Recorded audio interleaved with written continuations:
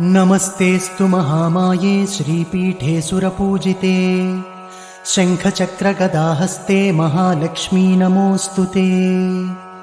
नमस्ते गरुडारूढे कोलासुरभयङ्करी सर्वपापहरे देवी महालक्ष्मी नमोऽस्तु ते।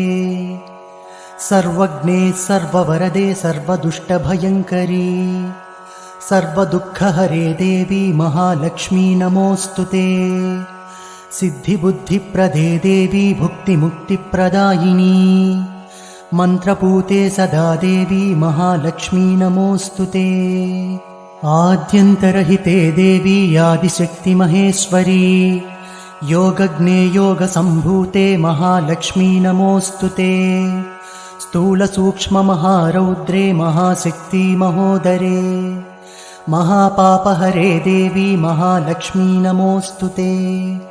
पद्मासनस्थिते देवी परब्रह्मस्वरूपिणी परमेशी जगन्मातः महालक्ष्मी नमोऽस्तु ते।